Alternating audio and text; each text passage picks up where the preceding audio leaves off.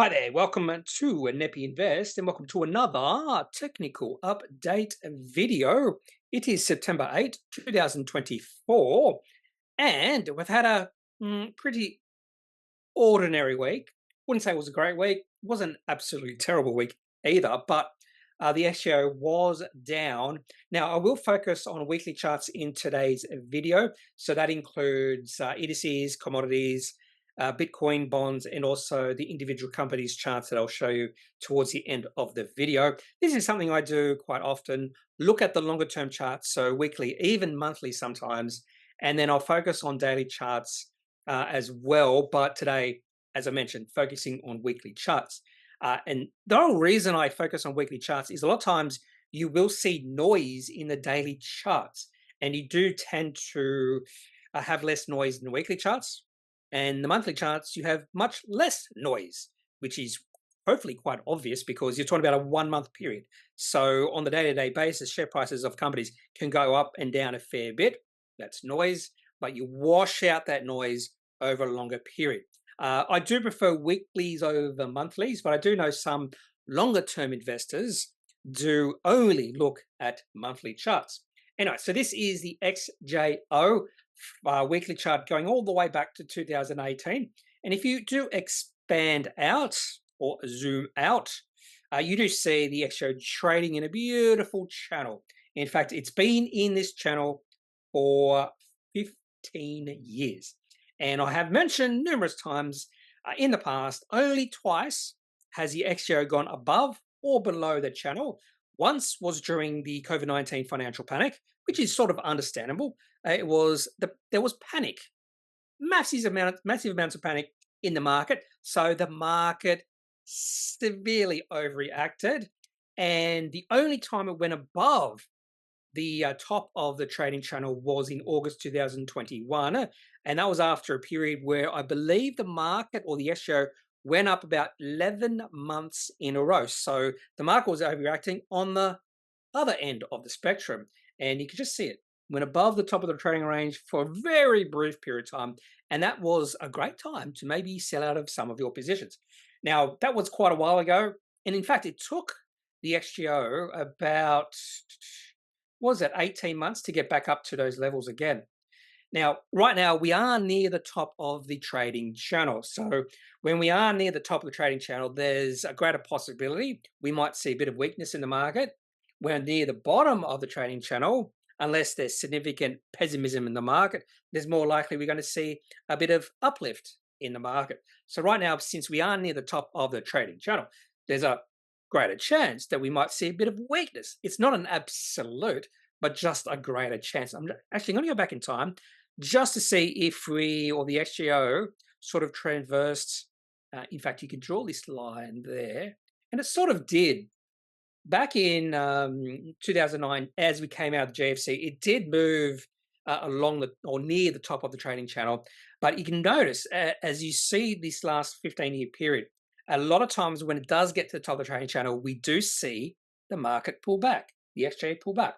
It's happened about 3 or 4 times in the past. So very close to that level right now, which tells us the market is quite enthusiastic.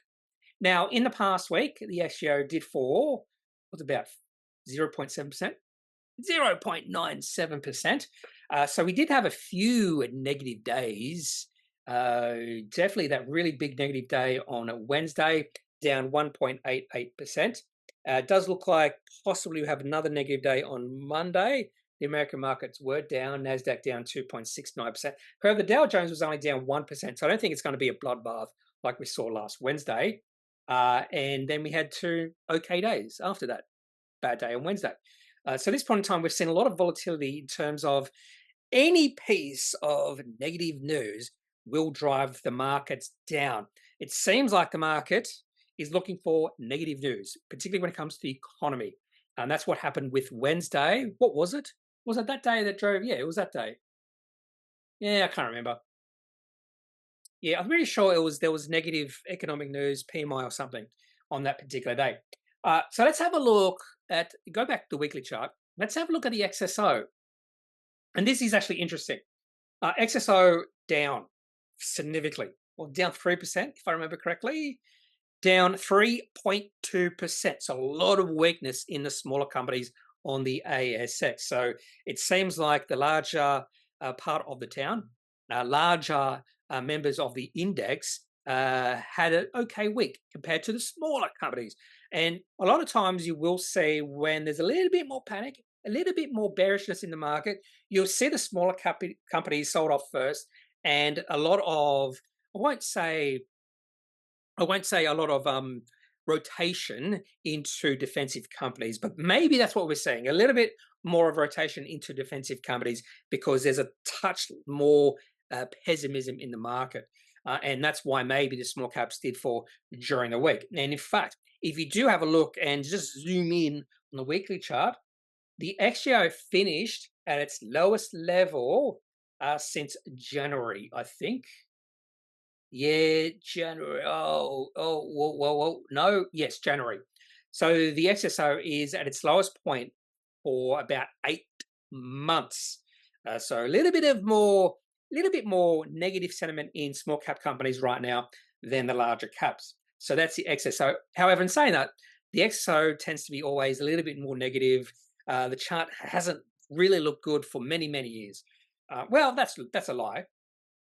If you zoom out, the XSO actually did look pretty good from 2016 through to 2021 if you do ignore the COVID-19. But if you zoom well out and also include the GFC, still the XSO has not got back up to those levels. So if you look at the longer term, like a monthly chart, XSO or the small caps in Australia have not looked that good for a long time. Now, back before the GFC, the small cap market looked absolutely amazing. From 2003 through to 2007-8, looks absolutely, would have been a great time to invest in small caps back then. Now, let's focus our attention to the American markets. And we'll start off with the Nasdaq, down 2.7% on the Friday session. And for the week, Nasdaq down 5.9%. So 2 pretty big down days during the week. So we had the down day on Friday and that bad session on Wednesday. In between those 2 bad sessions, on the that would have been a Tuesday session, that first down day. So on the Wednesday and Thursday session, not much happened. Went sideways, sort of like a 2-day consolidation period, and then another down day. So this is starting to look a little bit more bearish. I was hoping that we could have had a good week. That's what I was hoping, because there was 2 really good weeks coming out of that early August sell-off period, but we started to see a little bit of weakness in the Nasdaq leading into this week. So it went down last week by a small amount after a couple of good weeks. So it did look like the Nasdaq was rounding over, and I think this week confirmed it with a pretty bad week. In fact, down 5.9% for the week.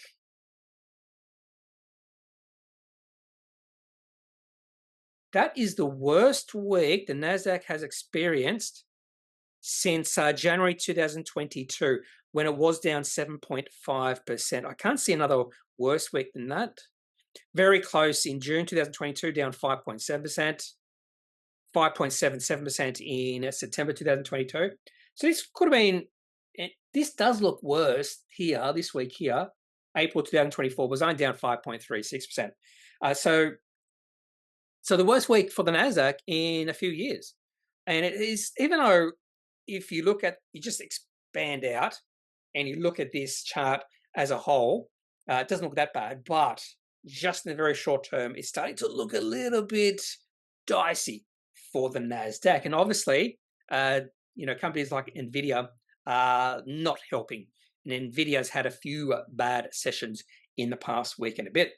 So does the Dow Jones look as bad as the Nasdaq? No. In fact, the Dow Jones is okay. So on occasion, you see these negative weeks, but that's after the Dow Jones reached an all-time high. Yes, all-time high last week. This week down only 2.93%. So nowhere near as bad as the Nasdaq. So the Dow Jones actually does look better than Nasdaq at this point in time. And on to the Russell 2000. How are the small caps doing in the United States? And another bad week for the small caps. So not only in Australia, but also United States, small caps did not have a good week. In fact, the Russell 2000 was down 5.7%, slightly better than the Nasdaq, but overall, the chart for the Russell 2000 is nowhere near as good as the Dow Jones. Probably not as good as the Nasdaq. Yeah, so it's sort of the same as the Australia. Small caps not doing that well in many places. Maybe other indices around the world. Maybe Argentinian or in Argentina. Maybe Djibouti. Maybe small caps there are doing fairly well. Don't know. Okay, let's have a look at some other international indices, starting with the Nikkei. I would assume, I was going to say, I would assume this had a pretty bad week, down, says 5.84%. Yeah, 5.84%. So that's also almost mirrors the Nasdaq. And Nikkei has becoming a little bit more volatile the last few months. So if you look at this period here, from 2020 through to 2020, or where we are now, not a lot of volatility, nowhere near as much volatility as what we've seen in the Nikkei over the past month. Of course, there was that yen carry trade, which really heightened the volatility. Hang Seng still in downtrend, I assume. Yep. DAX recently got to all-time highs last week. Negative week this week, but next DAX was only down 3.2%. It's interesting when you say only down 3.2%. Of course, if we had the indices down 3.2% every single week, that would be a pretty bad year. And the FTSE down, but 2.33%, but it's been going sideways for about 3 months. Okay, so that's the international indices, Australian and also United States, and not the best of weeks. So we could have had a better week, but we are, some of the indices are just coming off there or reaching their all-time highs. So nothing to be overly concerned just yet, but the Nasdaq is starting to look a little bit weaker. Now let's turn attention to commodities. I might show you some individual companies charts in these as well. So gold is still looking pretty good. A few weeks where it's really done nothing. A couple of dojis, 3 dojis in there. Definitely 2 of these could be considered doji, maybe the other one not, the middle one. But that's after a really good week. So nothing wrong with gold right now.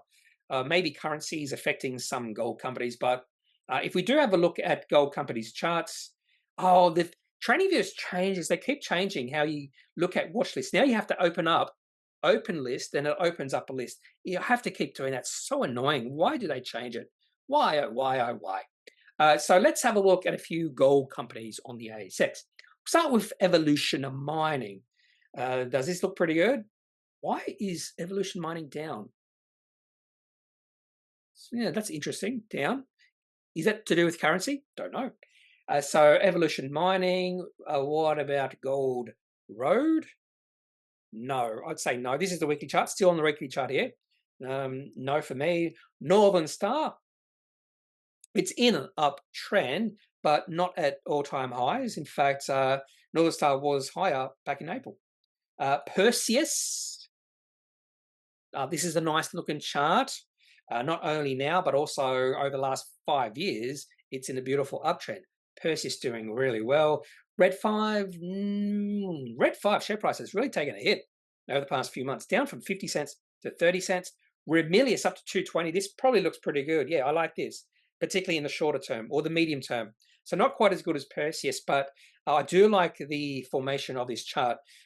Goes on a run, pulls back. Goes on a run, pulls back. Goes on a run, pulls back. Sort of like a staircase. Up, then flat, up, then flat, up, and flat. Like a wave. This is exactly what you want to see in a really good, well-ordered uptrend. Higher highs, higher lows. Yeah, troughs and peaks, troughs and peaks. What about Regis? I forgot the name of this company. Regis? No. Resolute? Ooh, this one. The weekly chart's looking pretty good for Resolute.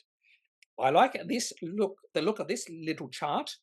Maybe I shouldn't say that. You should draw your own opinion. Personally, I do like the look of this chart. I'll go past St. Barbara, West African Resources. This probably not as good as a chart as Perseus. And the reason I equate the two is because they're in the same area of the world in Western Africa. What about this one? What's this one called again? Catalyst. This one, it's first profitable, was it half year or year? and the market has really come to like this company, and the share price has really taken off in 2024 after an extended period where the share price was in a downtrend. Nice looking chart. Capricorn Metals was trading sideways for a while, and now, down a week. Not sure why it was down 9.2%, but it was.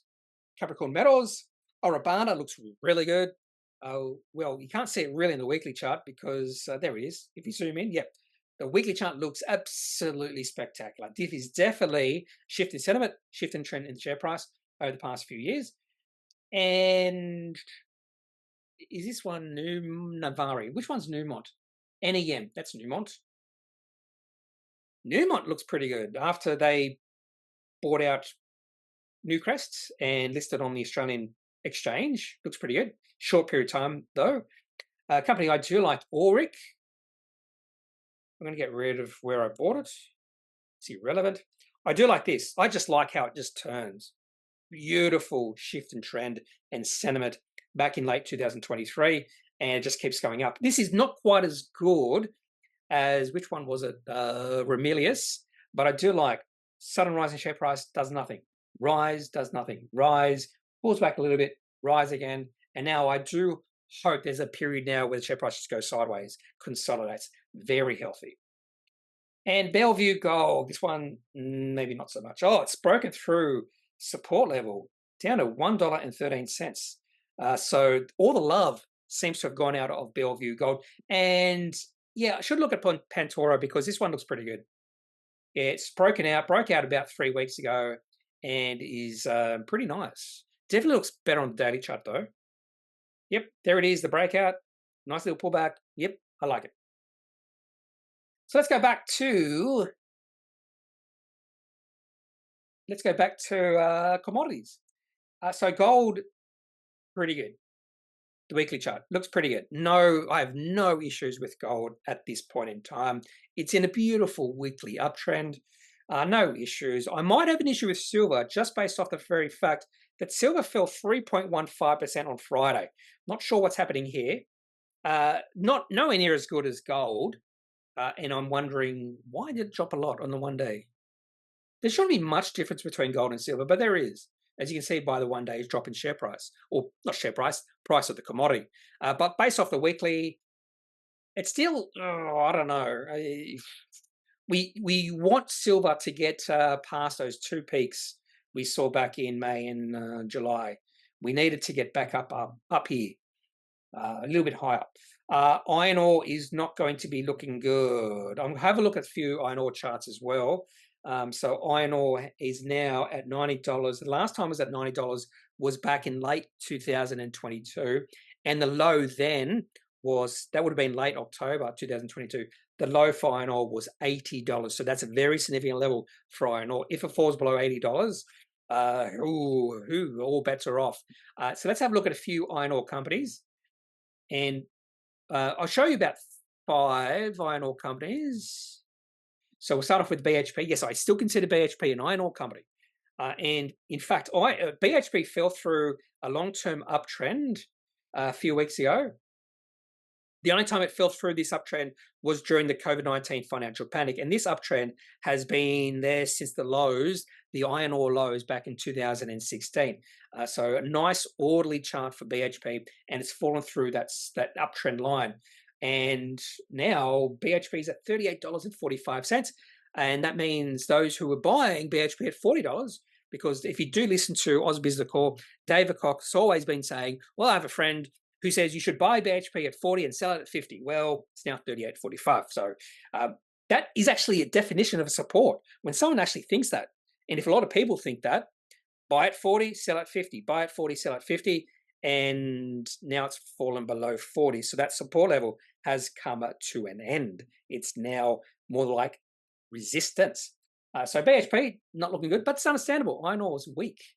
Rio Tinto, probably the same thing here. Yep. In fact, I did put an uptrend line here from the lows in 2016.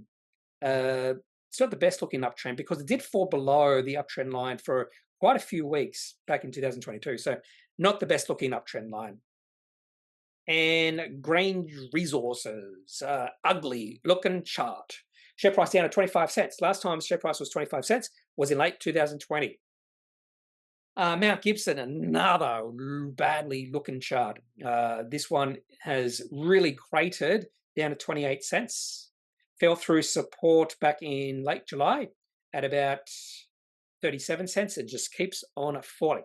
The company I'm interested in fact, before we do that, Fortescue, $14 for me is the important level for Fortescue. That was the lows back in 2021. I'm just going to put a line there. That's the important level for me for Fortescue, $14.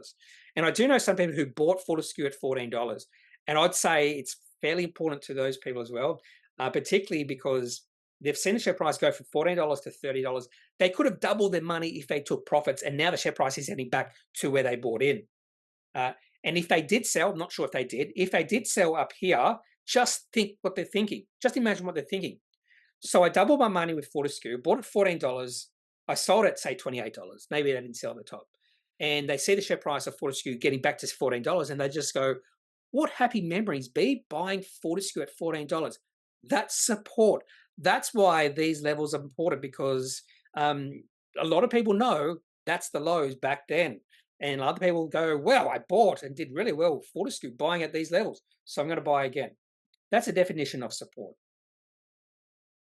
And the one I'm interested in is Phoenix. So the important level for Phoenix, or the important price of Phoenix, is 20 cents, and now it's 24.5 cents. 4 really bad weeks out of the last 5 after share price reached 44 cents. So share price hasn't quite halved yet, but it's getting close. Now, the problem with companies like Phoenix is the cost they spend to get the iron ore out of the ground is a little bit greater than Rio Tinto, BHP, Fortescue. So this company can be significantly affected if the iron ore prices keep dropping. Maybe they won't be profitable. I'm not sure what their all-in sustaining costs are in getting iron ore out, but it's definitely higher than those other companies. And that's also why when iron ore prices start rising, these companies like Phoenix and a few others, maybe even Grange Resources, you should see a more significant impact in the share price. So if iron ore if iron ore doubles from here, Phoenix Resources share price won't double. It might quadruple or anything like that, because they have a little bit of leverage as iron ore prices go up. But again, on the flip side, if iron ore prices go down, they are going to suffer a little bit more than those major iron ore players. But I'm interested in Phoenix. One of the reasons why is they are diversifying. They're just not an iron ore producer. They are more diversified. They're transport, logistics, that sort. Maybe not logistics, but definitely transport. I think also maybe warehousing, that sort of thing. And I do like the management of Phoenix Resources. All right, so let's go back to commodities and uranium. So this is the Sprott physical uranium down. It's in a downtrend. I'm calling it right now. Spot physical uranium is in a downtrend. And who knows how low it's to go. Just don't know. We need to see a little bit of support. It just keeps on dropping. And this week we saw it reached a longer term low. The last time was at this level was not that long ago. October 2023. And you can see the effects of the drop in iron ore or uranium prices with uranium companies. And I do have a uranium watch list. And some of the charts of these companies are looking intriguing where they are. So this is Peninsula. I probably would say this is a fairly low quality of the uranium companies. Share price is at a long-term low at 7 cents. Last time share price was at 7 cents was back in November last year. I have a feeling they did a capital raising, but they've done a few capital raisings previously. But overall, if you just have a look at the Peninsula Energy chart, it's horrendous compared to some of the others. So Bannerman chart, just compare Peninsula to Bannerman. Yeah, so Bannerman, beautiful uptrend, but the share price of Bannerman has halved. Actually, in fact, it's more than halved since the top in uranium prices. And it's looking like it's in a free fall. Just keeps on dropping. So now below $2, when not long ago, it was almost $5. Paladin, maybe not as big of a drop, but still dropping from $18 down to $8.33. I did hear someone mention that Paladin was looking pretty good at $10 on Ausbiz the Core last week's one of last week's episodes, but Paladin's share price in the past week has dropped another 14.9%, and it's starting to look a little bit more weaker.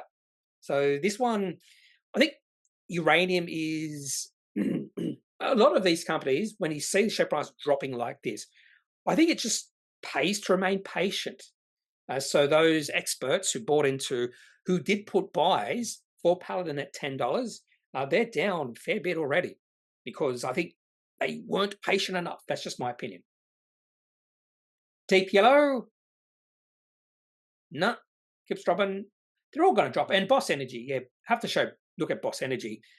This looks horrendous. Looks so ugly. Share price has dropped from 620 to 245. I do think eventually there might be some value in some of these companies. I'm not sure if it's just there right now. This is the case where I do think because the price of these companies have dropped a lot, there's going to be a fair bit of resistance moving forward. So if they do release any good news, that resistance could come into play. All right, so let's go back to the commodities. Oil down below $70. Ooh, it's getting or moving towards a very important support level at $65. But overall, your oil just does nothing. It's been doing nothing for a while. Natural gas, also not doing much. Lithium, still falling, just doesn't end. Copper, another bad week for copper, down 3.3%. Was looking really good not that long ago. Now it's not looking as good. Coal, still going sideways. Looking at this, 4 down weeks in a row though. Tin, negative week. Nickel, negative. And palladium, this one is also negative. So by far, the best looking commodity out of all these is gold. Definitely gold is the place to be right now. So let's move on to Bitcoin and Ethereum. These have dropped as well. In fact, Bitcoin has fallen through my support level. It needs to bounce. In the past, particularly since about June, whenever Bitcoin has fallen below, was that $56,000? We have seen it bounce. We're not seeing that bounce just yet. So Bitcoin is starting to look a little bit weak. We need to see that bounce. And Ethereum has been looking weaker than Bitcoin recently, and it's still looking weak. And this starting to look like it's in a downtrend. So that's Bitcoin and Ethereum not looking as good as it has in the past, particularly, well, both really. Now let's have a look at bonds. I'm assuming bonds are falling. And another down week for bonds. I think this is the one where looking at the daily chart might look good. So down 4.2% for the week. I'll just turn attention to the daily chart. And the daily chart shows me one thing. It has moved into a downtrend. So expectations moving forward that interest rates are going to drop. This is what it's telling me straight away. It just keeps on dropping. So no real surprise there. And on the flip side, bond ETFs should be looking pretty good. Yeah, it looks pretty good. This is the TLT. In fact, I would call this a buy, which means I would expect bonds to keep on dropping. And what about currency? I really want Australian dollar to go up. Oh, it's dropped. How dare you? Actually, let's have a little weekly chart. Because I will be converting some of my money to American dollars when I go on my little trip next year. September through November, a hiking trip. And yeah, I'd say 75% chance it's going to happen. And if you look at the weekly currency, not much happening. There's no trend at all. So let's have a look at individual companies' charts. I spent a little bit more time than I wanted to on those commodities, particularly gold. Went through almost every single chart. So let's have a look. And I do have quite a few companies here. So I'll go through this fairly quickly. And I'll just tell why I'm interested in these companies and why, charting-wise, I'm interested in these companies, not company-wise.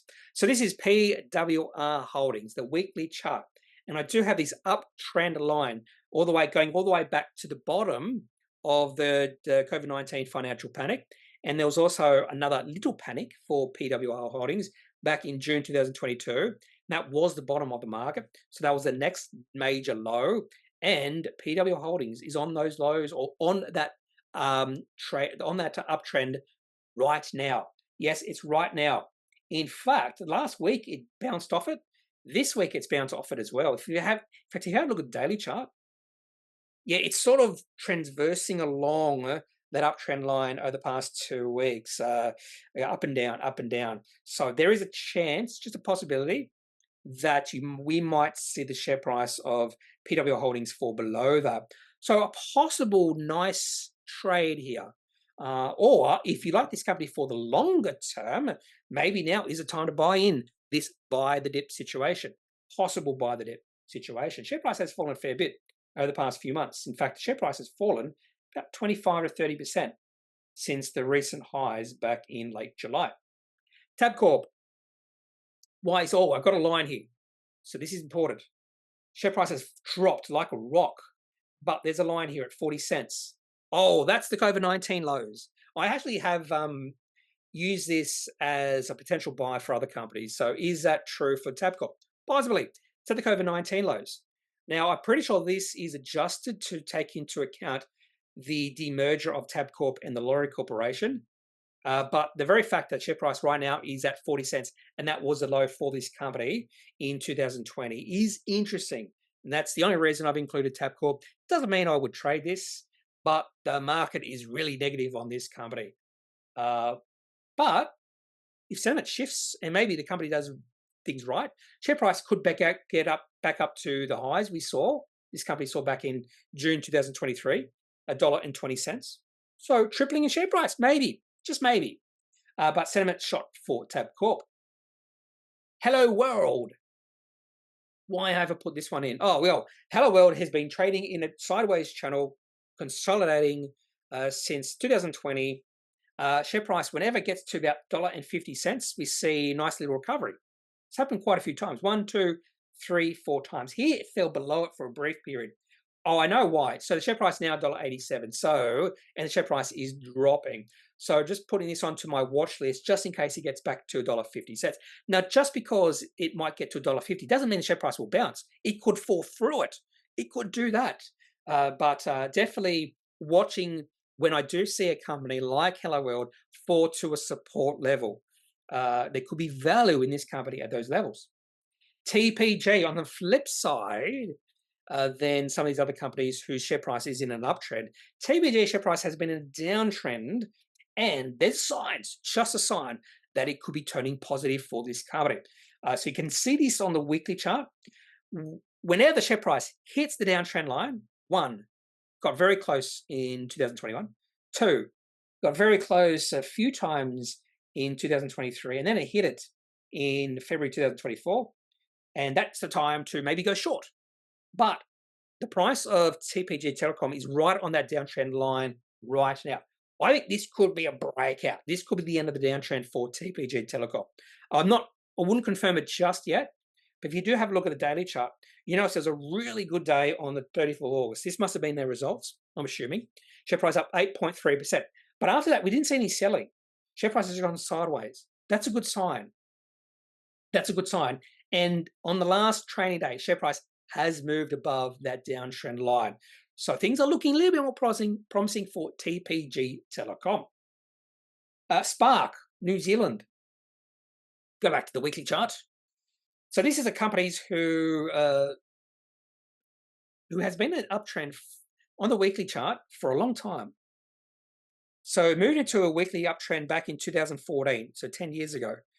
On occasion, very rarely did the share price fall below the long-term moving average channel, and every single time it did fall below it, that was a good time to buy.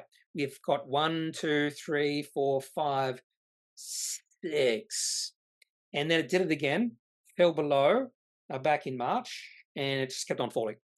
So it's now looking much weaker. In fact, this is the weakest this chart has looked for at least 10 years. Not only that, share price is in a downtrend. Share price has absolutely collapsed the last few weeks, down 9% one week, 8% the next week. Not only that, share price has fallen below the COVID-19 lows. There we go. So just because there is a COVID-19 sort of support level, and that support level was also sort of enhanced by the lows this company saw in April 2019. So that probably means a little bit more strength to that support level just based off this chart. But it doesn't matter. Market didn't care. Market doesn't like this company right now, and the share price has fallen below that support level. So chart looking pretty weak for Spark, and I don't even know the valuation. The valuation of this company might be pretty good.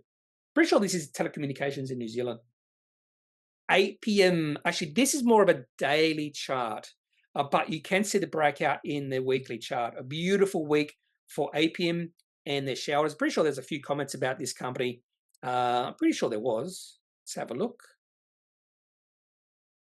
How do we do this? Apiam. There, 1 day ago, there he is. Matisti Yibo mentions Apiam Animal Health, and then 1 year ago. So there's only one comment. Only one comment. And it was from Matisto Yibo. I think you recall you had Apiam Animal Health on your watch list. Yes. Looks like a good rise recently with higher volume. So, yeah, I had this company on my watch list for a while because the share price had been a downtrend and it was showing beautiful signs of that downtrend coming to an end. Share price going sideways. I put this little line here at 40 cents as a breakout level, and it tried to get above this level back in late August, pulled back, and then the last 3 trading days, it's just zoomed higher and really big volume coming in as well. So this is almost the definition of a breakout. Apiam Animal Health. And this company is profitable. They also give a dividend. This is a real company, real profitable company with a dividend. So really good week for this company, Apiam Animal Health. So have a look at it. Maybe you like it. On the flip side, Laserbond. Well, I will mention I used to own this company and then I sold it.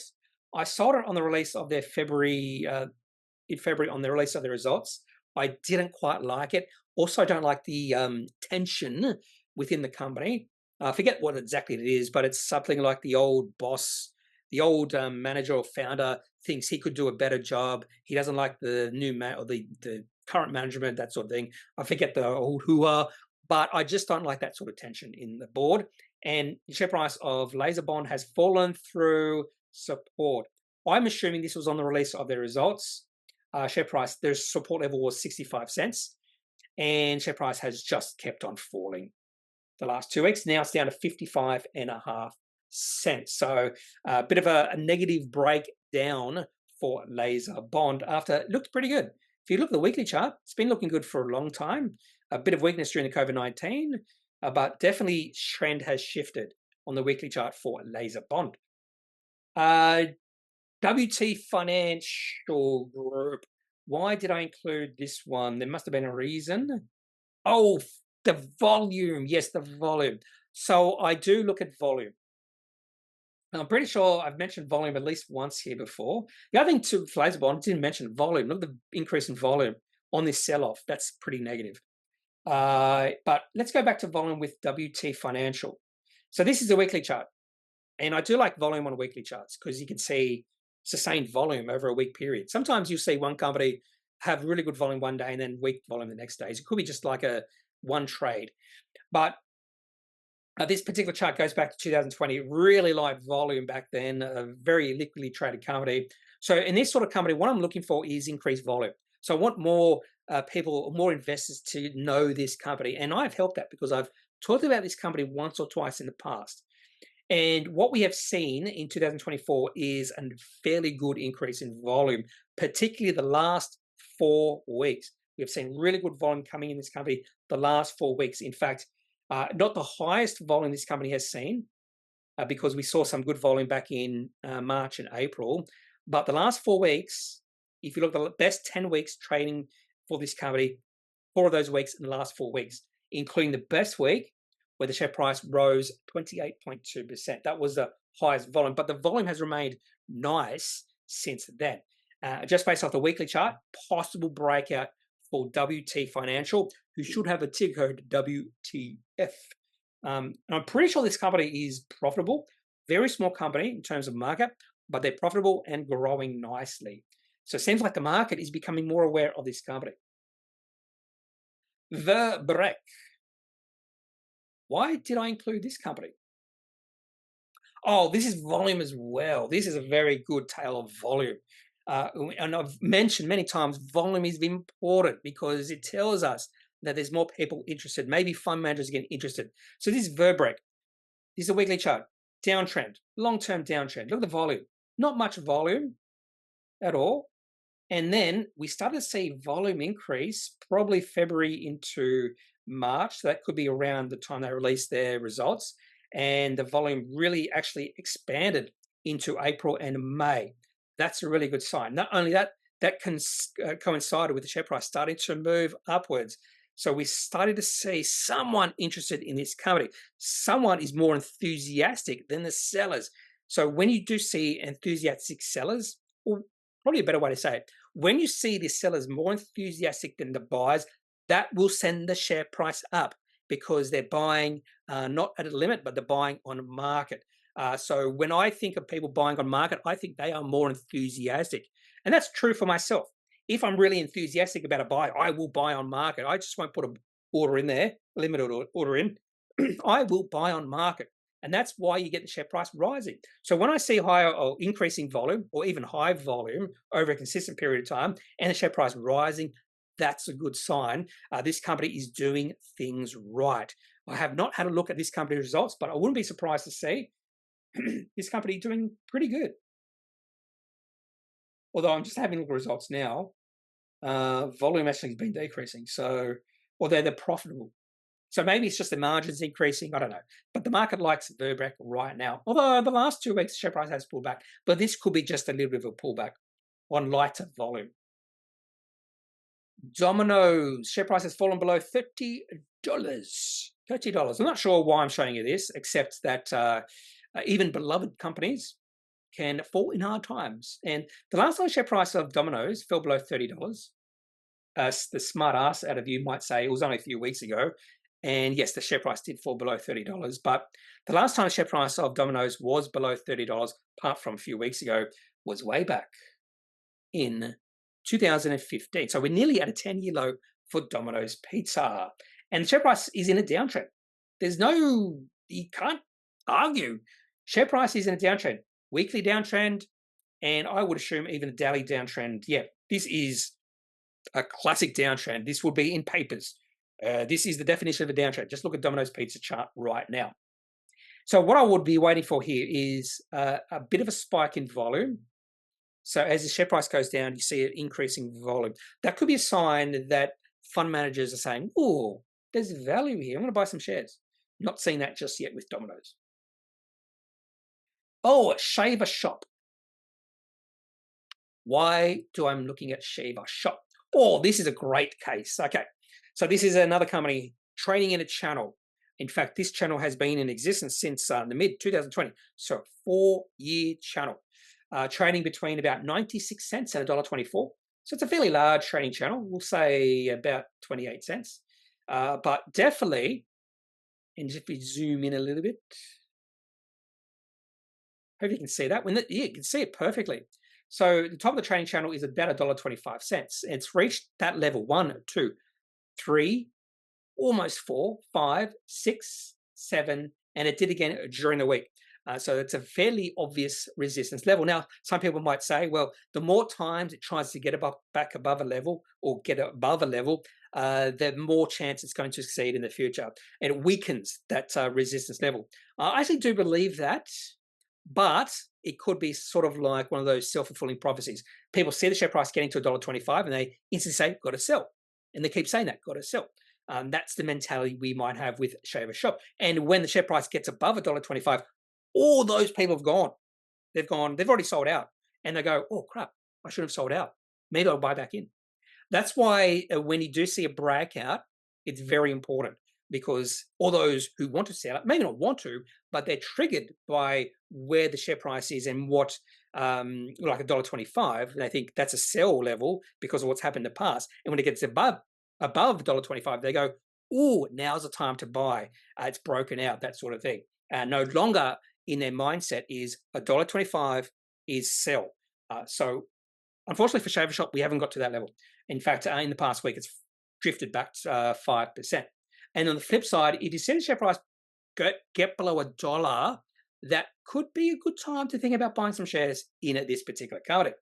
This is the sort of thing I'm going to be doing more, I think, in the future, trading these obvious trading ranges type of setups.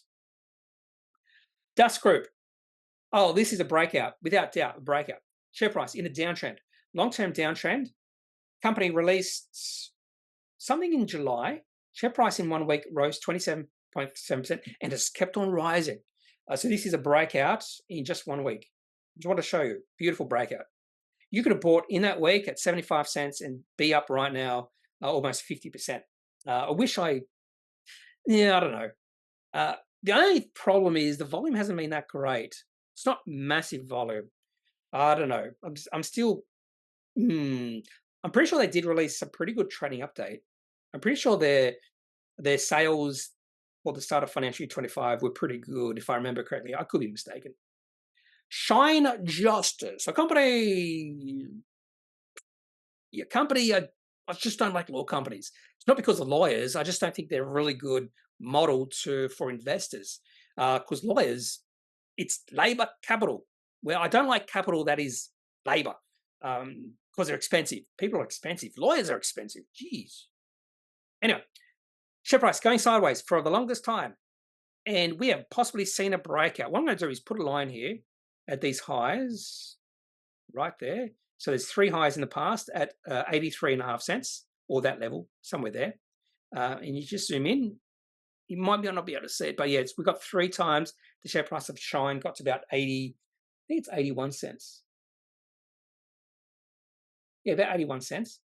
And then it's pulled back. And a nice little consolidation period for this company over a fair bit of time here. We're talking about 18 months. And then all of a sudden, during the week, share price has popped up 12.8%. Again, not high volume. I'd love to see higher volume. And the share price closed at 84.5 cents. So a potential breakout for Shine Justice. And if you do have a look at the daily chart, you can definitely see that long-term resistance level going back. And on the last trading day, share price broke above that. So potential breakout for Shine Justice, if that floats your boat. This sort of company. If you look at the longer term chart, hasn't done much since 2016. I still remember that day when Shine Justice fell 60% or something, because they had to redo their work in progress or something. I forget. Something to do with work in progress, and it was not good for the company. This was just after, I believe, Slater and Gordon. So Shine Justice might have got freaked out, and the market might have been freaked out, and that's why the share price dropped a lot in one day. HiPages. This is another nice looking setup here. Nice results. I'm assuming the share price rose a few weeks ago on nice results, 25.99%. And then last 2 weeks, share price has gone sideways. That's a good sign. Not a lot of selling. This is actually a nice looking chart. I have to give HiPages this. Not only that, so the share price zoomed up higher on the 22nd of August. So now looking at the daily chart. And since then, the share price has gone sideways. I like these setups. So the share price could go sideways for a while. And I've seen a lot of times when you see this setup, share price go higher, share price goes sideways, and then eventually you see the share price just going, maybe even just creeping higher, but it creeps higher, moves into an uptrend. It's already in an uptrend. I've seen this play out time and time again. This sideways movement could continue for a few weeks, maybe even a few months. I remember Neuron Pharmaceuticals did this when I bought way back in, when was it? It's not the best looking one. It went sideways for a long period of time, but within that sideways movement, there was a fair bit of volatility there. So it's not the best one. Trying to remember what company. I don't think it was Superloop.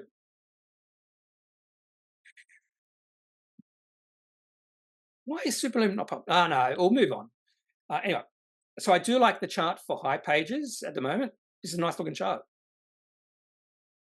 Maybe the only thing is volume. I'd like to see higher volume, but that's okay. Oh, I forgot to show you Min Resources or MinRes with iron ore. I'm going to show you MinRes alongside the other iron ore companies. And we're getting to the point where I think there could be value soon with MinRes. Now, really big volume. Look at that massive expansion in volume the last about 7 trading days. And if you look at the weekly chart, you'll see a massive increase in volume as well. Massive increase in volume. The highest volume this company has seen since February 2022. Not sure what happened that week, but really big volume. So this could be capitulation. It could be a sign the bottom is nearly being reached. And it wouldn't be surprising because I did hear Mark Moreland say he has put in a bid at $28, so it's $30.65. So I wouldn't be surprised to see more value investors keeping a close eye on MinRes as the share price just keeps on falling, because valuation matters, and maybe MinRes at these prices below $30 is really, really good value. I don't know. Haven't put that time and effort into doing that sort of research, and I probably won't. Dow and up.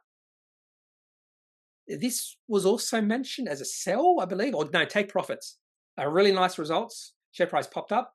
Share price has pulled back a little bit, but not a lot of selling the last few trading days, which is pretty good. And the weekly chart looks pretty good as well. A nice breakout. This is the definition of a breakout. Would I be buying this? Maybe. Maybe. Downer. By the way, I'm not going to say whether I bought shares in this company or not. Yeah, it's not for me to tell you what to do.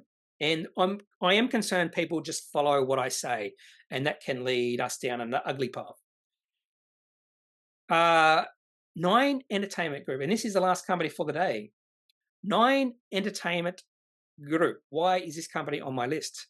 Because it has fallen through a support level. It's a sort of a weak support level. It's not a really strong support level. Oh no, it's a little bit, yeah. So this company share price fell to around these levels back in January 2019. There was a bounce.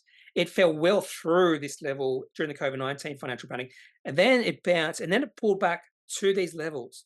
So that's probably why I think this company has a nice little support level at 130. Was it $1.30? And then share price went all the way up to $3. Wow! And now the share price is in a downtrend, and the share price has been, I wouldn't say straddling, but it's just been above. If you have a look at the daily chart, you'll be able to see it. So the share price of 9 hit this support level on the 2nd of July, sort of went across the support level for about 5 days, and then nice little bounce, not much volume, then came back, started just trading sideways, just above this support level. So not a lot of strength. There's not much conviction from people who think, well, $1.30 is a really good price to pay for this company. If there was a lot of conviction, a lot of enthusiasm, you would have seen a really good bounce. We didn't see that bounce. So the lack of conviction, the lack of enthusiasm means the share price eventually will fall through that support level. And it's done it in the last week. It's fallen through. Now $1.28. Doesn't mean it can't go back up above. But this is looking a little bit more ugly for Nine Entertainment Company. Okay, so that's all I got for today's video. Hope you've enjoyed it. If you didn't enjoy it, just let me know, and I'll send around some of my thugs. And to be honest, I don't have any thugs. Just to, maybe someone will take me seriously if I did say that. I don't have any thugs, and I won't send anyone around to your place. If you don't like my videos, don't watch them. Why watch them if you don't like them? If you do like my videos, just tell me about it. Yeah, why not? Because I have been thinking, I know I won't say what I've been thinking, but at times thoughts have been entering my mind. Is this worth it? I do spend a little bit of time on these, and I'm just wondering, is it worth it? Anyway, last thing I should say, I'm not a financial advisor. If you do need financial advice, make sure you seek out someone who's qualified and can speak to your own financial needs. That's it for this video. Have a good day. Bye.